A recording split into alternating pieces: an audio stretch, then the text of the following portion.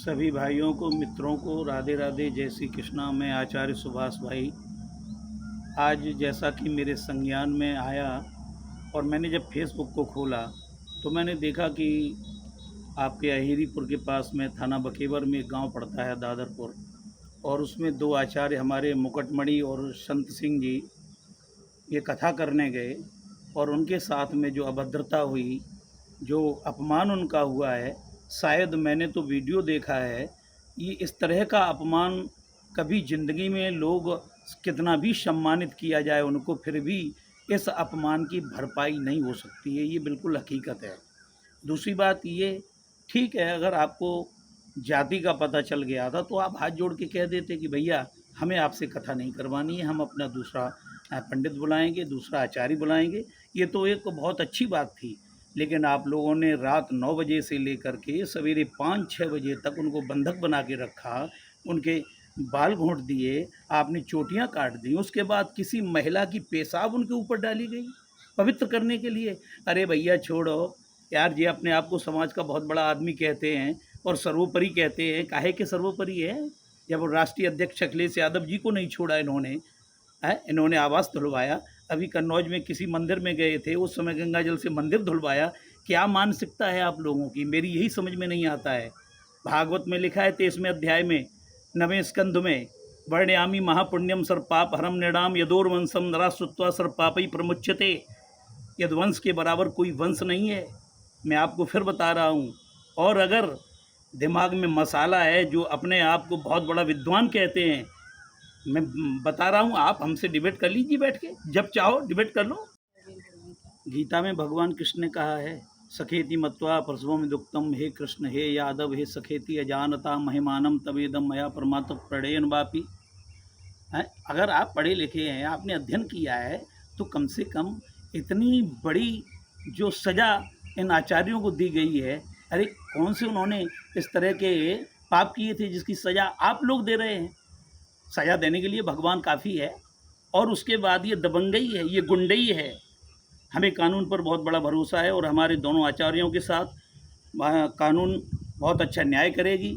आज हमें पता चला है कि एसएसपी इटावा ब्रजेश कुमार श्रीवास्तव जी के पास हमारे गोपाल जी, हमारे जितेंद्र दोहरे जी सांसद और हमारे राघवेंद्र गौतम जी, ये सभी लोग गए हुए थे। अभी हमको पता चला, चूँकि मैं बाहर था और अभी अभी मैं यहाँ घर पे आया। दूसरी बात ये कि इन लोगों की मानसिकता जो रही है, ये कभी SC ST OBC को चाहते ही नहीं। इनको तो ये पता नहीं कौन सी घृणात्मक दृष्टि से देखते हैं। दूसरी बात, एक हम उदाहरण देना चाहते हैं कि एक बड़ा गांव था और ब्राह्मणों का गांव था, उसमें कुछ घर यादवों के थे। तो अब चूँकि छोटे बच्चे होते ही हैं हर गांव में, छोटे बच्चों में यादवों के बच्चे और ब्राह्मणों के बच्चे साथ साथ खेला करते थे और बड़ा उनमें प्रेम था। एक दिन ऐसा हुआ कि उन बच्चों ने एक गधे के पीछे पड़ गए, डंडे अंडे लेके, और गधे को मार दिया उन्होंने। मारते मारते मार दिया गधे को। अब कुछ यादव बेचारे जो बहुत सीधे साधे थे, वो पंडित जी के पास, जो गांव में बहुत बड़े अपने आप को सरपंच कहते थे पंडित जी, उनके पास गए। वो सवेरे सवेरे चाय पी रहे और पेपर पढ़ रहे, अखबार का। महाराज जो पत्रा देखिए। बोले क्यों? बोले बच्चों से वो गधा मर गया। बोले अच्छा। तो पंडित जी बोले ठीक है, अभी मैं पत्रा देख रहा हूँ। पत्रा देखा और कहने लगे यादवों से, भाई ऐसा है कि तुम्हारे बच्चों ने गधा मार दिया, तो ये तो बहुत बड़ा दोष, और ये हत्या लग गई। कम से कम 5 कुंतल की पूड़ी, और आपको ब्राह्मणों को भोजन कराना पड़ेगा, उनको सारे ब्राह्मणों को दक्षिणा देनी पड़ेगी, और 5 कुंतल से कम ये दंड नहीं होगा। 5 कुंतल की पूड़ियाँ आपको समाज को खिलानी पड़ेगी। एक यादव बोल पड़ा, महाराज आपका संतोष भी तो साथ में था, उसने भी तो लाठियाँ मारी हैं उस गधे में। तो पंडित जी बोले अरे हमसे भूल हो गई, हम दोबारा देखते हैं। पत्रों को मैंने अच्छे ढंग से नहीं देख पाया। दोबारा फिर पन्ने पलटे और उसके बाद पंडित जी क्या बोले मालूम भाइयों?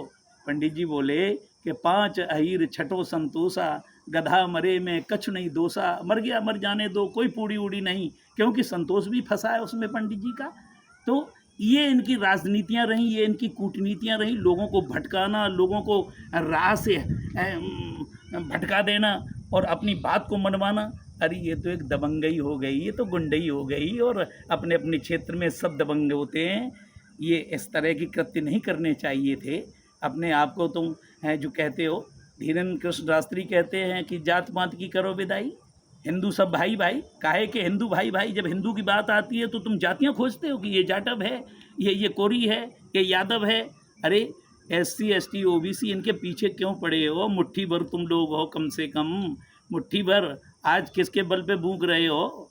समय बदलेगा, और जब समय बदलेगा तो आप समझ रहे हैं, आप सबके साथ ये अपमान हो सकता है। ये बहुत अच्छी बात नहीं है। इसलिए मैं पुनः आग्रह करूंगा कि इस तरह की मानसिकता। और तो दोस्तों, इटावा SSP ब्रजेश कुमार श्रीवास्तव जी से हमारी अपील है कि दोषियों को सज़ा निश्चित दिलवाएं, और इनका तो अब सम्मान वापस नहीं आएगा, और हमें हमारी कानून प्रणाली पर भरोसा है। पीड़ितों को निश्चित न्याय मिलेगा। हमारे दोनों आचार्यों को सम्मान कितना भी अब इनका किया जाए, लेकिन वो सम्मान की भरपाई नहीं हो सकती है। तो हमें बड़ा खेद है, और मैं भरसक इसकी निंदा कर रहा हूँ कि ये बहुत निंदनीय घटना हुई है, बहुत ही निंदनीय घटना हुई है। धन्यवाद।